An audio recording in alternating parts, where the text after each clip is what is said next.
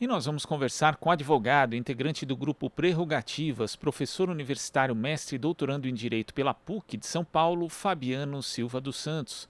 Bom dia, Fabiano. Bom dia, Glauco, tudo bem? Prazer em revê-lo aí, viu? Tudo certo, o prazer é nosso. Fabiano, ontem a Polícia Civil de São Paulo cumpriu uma série de mandados judiciais de busca e apreensão em endereços ligados ao ex-governador de São Paulo, Márcio França, do PSB. Uma investigação que, segundo as autoridades policiais, apura um suposto esquema criminoso de desvio de recursos da área de saúde.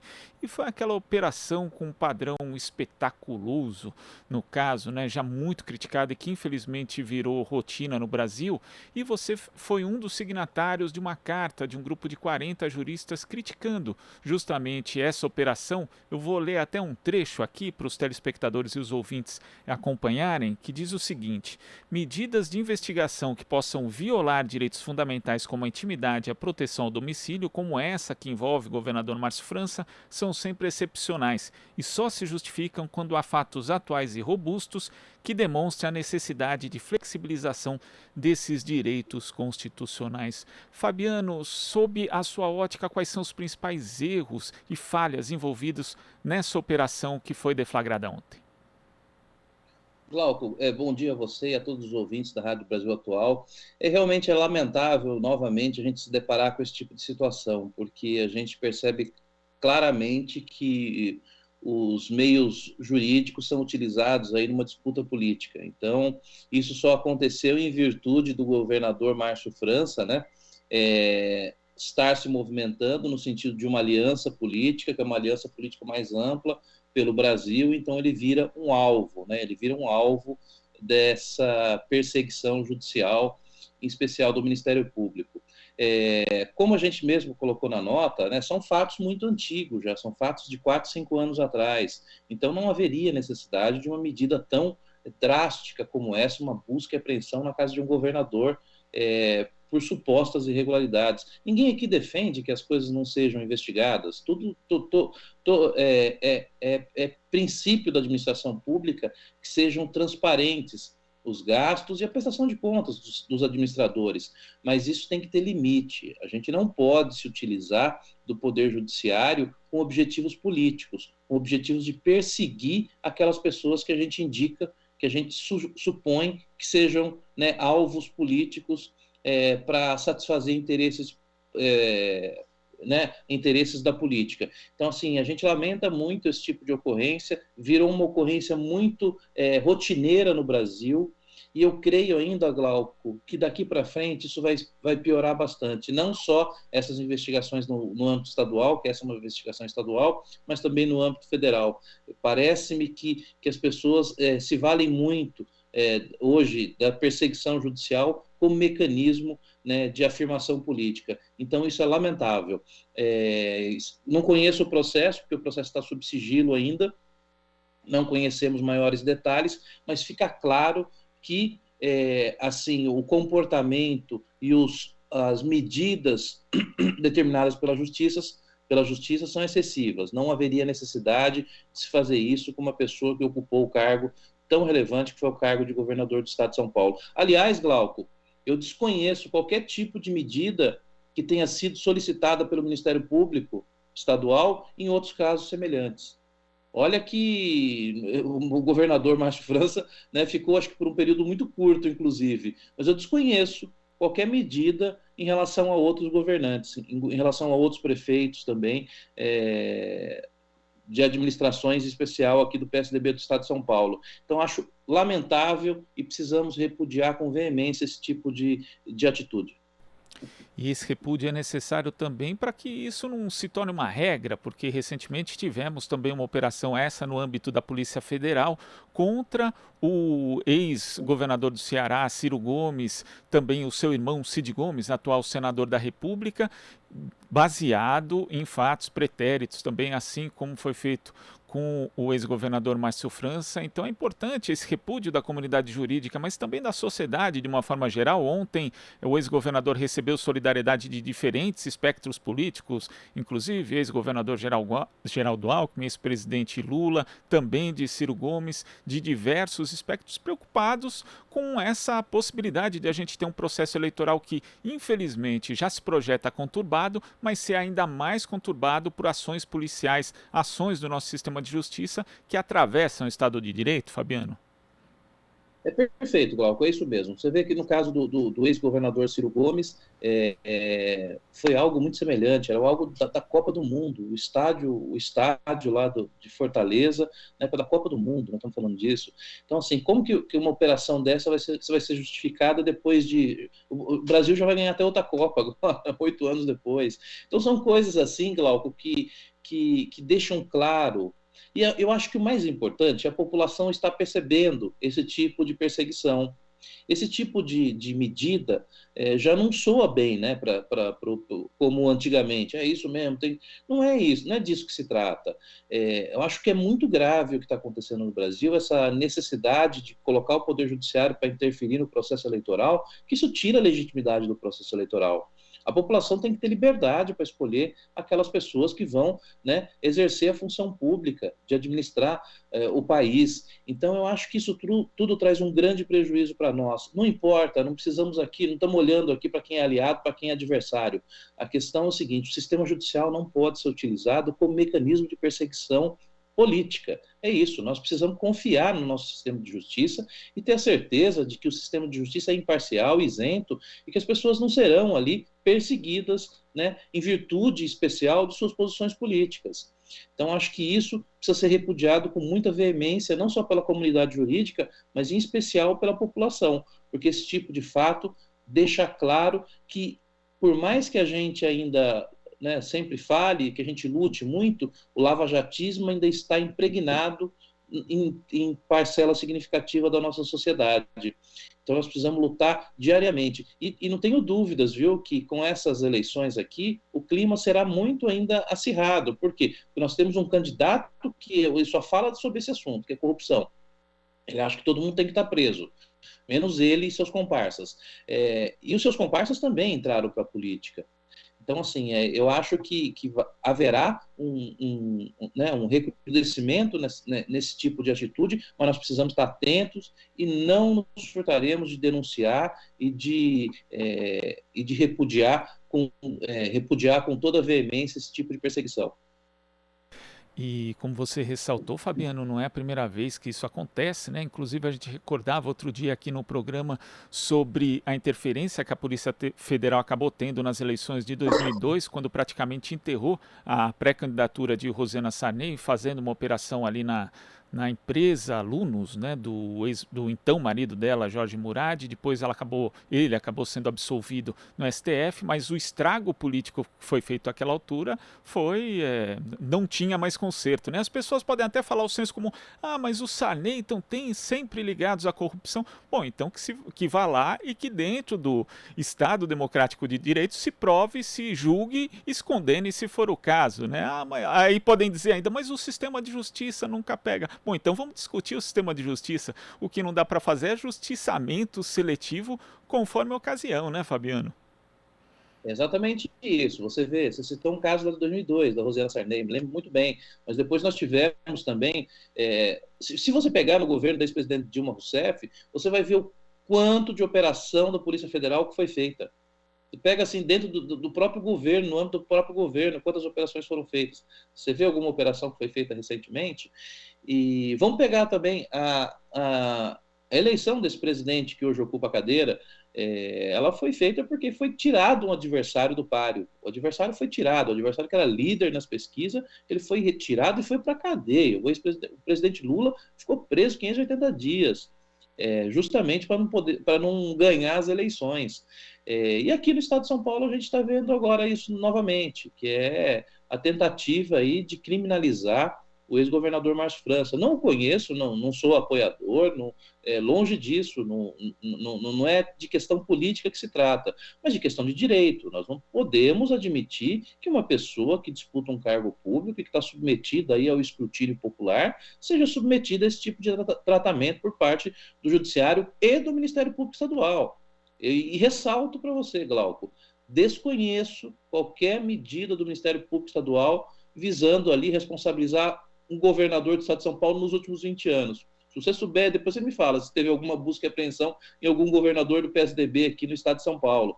E que não tem que ter também, eu acho que não tem que ter mesmo, mas causa estranheza que isso seja feito às vésperas das eleições e às vésperas, inclusive, de uma construção de uma aliança política que pode trazer uma nova esperança aí para o povo brasileiro.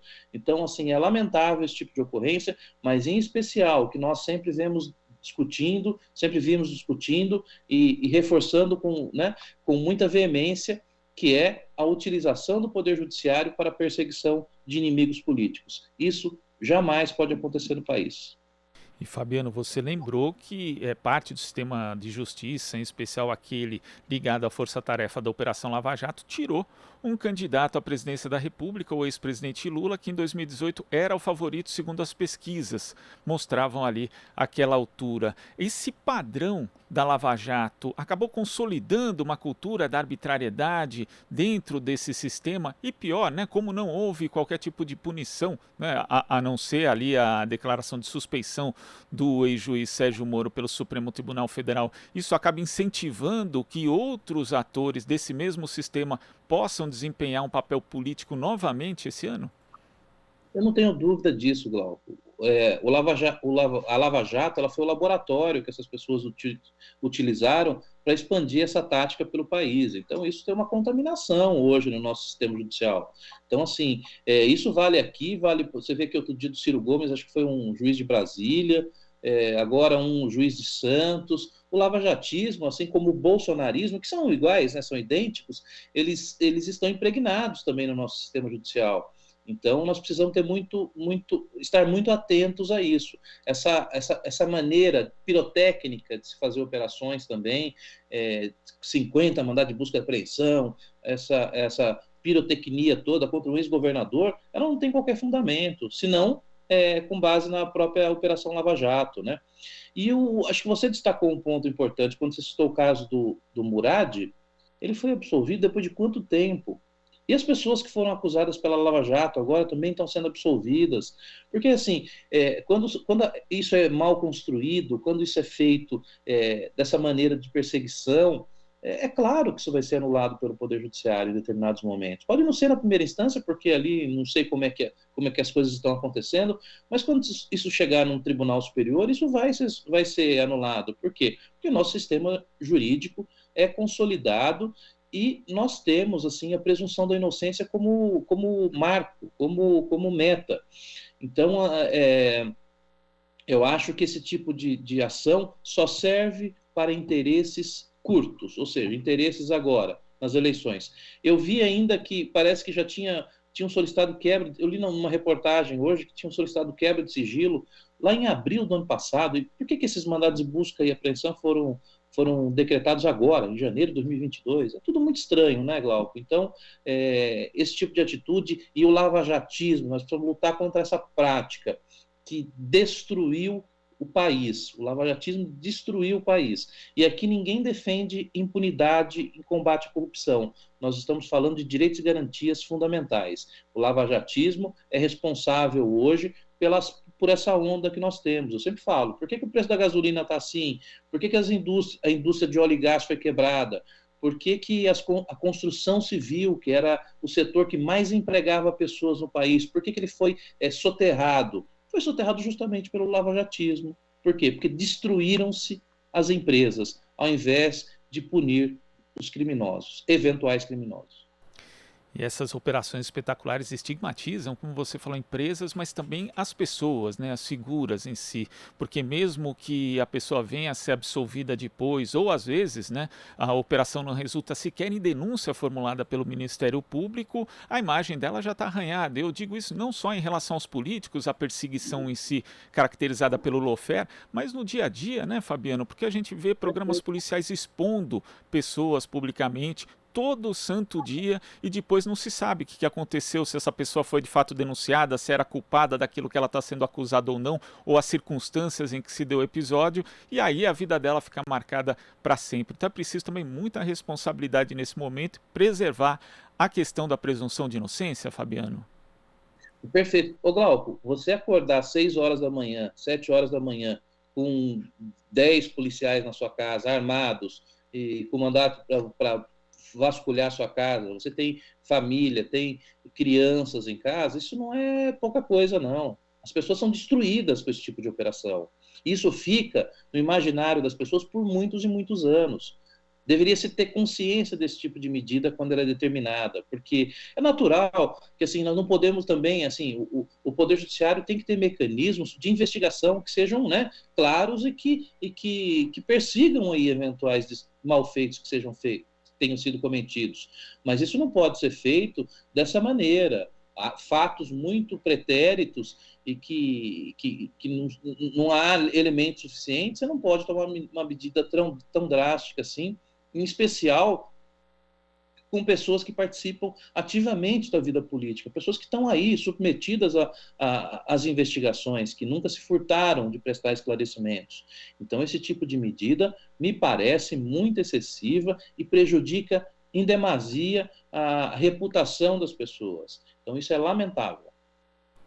E a gente sabe também que existe um padrão que se consolidou no lavajatismo, Fabiano, que são os vazamentos seletivos por parte da imprensa, para configurar essa questão da pessoa como culpada, né? Talvez isso, inclusive, em relação ao ex-governador Márcio França já tenha começado, né? Eu não verifiquei aqui as últimas notícias, mas talvez daqui a pouco aconteça esse vazamento seletivo, pega aqui uma gravação de fulano, de Beltrano, para tentar configurar a culpa. E às vezes as pessoas que não têm essa intimidade, né, com a atividade jornalística pensam, poxa, mas isso não é o tal do furo jornalístico? Aí não, porque o furo jornalístico envolve investigação, apuração, não é um vazamento que cai no colo e a pessoa dá simplesmente sem qualquer tipo de critério, até porque quando o jornalista faz isso, ele está sendo parceiro do ator ali constituído, né? Seja ele o Ministério Público, a polícia, e a gente viu isso sendo revelado inclusive na Vaza Jato. Nesse aspecto, Fabiano, é necessário discutir o papel e a responsabilidade na imprensa nesse processo todo? Olha, é inegável, Glauco, que a mídia como um todo ela teve um papel central na Lava Jato, né? O próprio Russo, né, que era assim denominado Sérgio Moro, ele sempre trabalhou muito isso, né? Ele usava o exemplo da Itália, né? Porque ele falava que na Operação Mãos Limpas, foi isso que aconteceu. Teve uma aliança muito grande lá dos procuradores, lá juiz, procurador, com a imprensa para que aquilo fosse apurado. E no Brasil foi a mesma coisa. No Brasil foi a mesma coisa. As operações eram vazadas para determinados veículos, matérias sendo sempre plantadas, aquela necessidade de fortalecimento do papel heróico dos procuradores, aquele banner gigante do Deltan com seus amigos lá, como sendo os combatentes da corrupção, a luta do bem contra o mal. Então, isso, para a imprensa e para a mídia, teve um papel muito forte. Você pega até hoje editoriais aí de grandes jornais do país que continuam enaltecendo esse tipo de operação.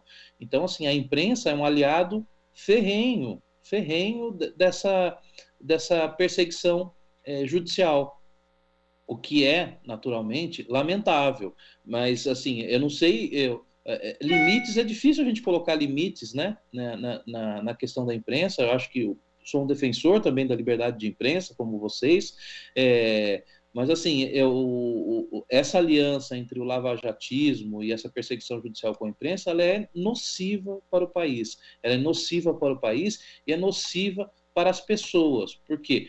Porque denuncia-se e depois, Glauco, isso daí do Márcio França agora vai ter aí um estardalhaço durante um tempo. quando ele for, né, ou sequer talvez seja denunciado, isso vai merecer uma notinha de rodapé, mas a reputação das pessoas fica manchada por muito tempo na vida. Então precisamos repudiar isso com muita veemência. Fabiano, eu queria agradecer a sua participação aqui no Jornal Brasil Atual e até a próxima. Obrigado, Glauco. Um abraço para você e para todos os ouvintes da Rádio Brasil Atual. Abraço.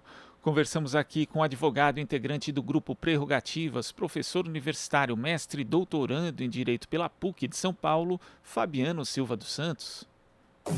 Você está ouvindo Jornal Brasil Atual. As notícias que os outros não dão.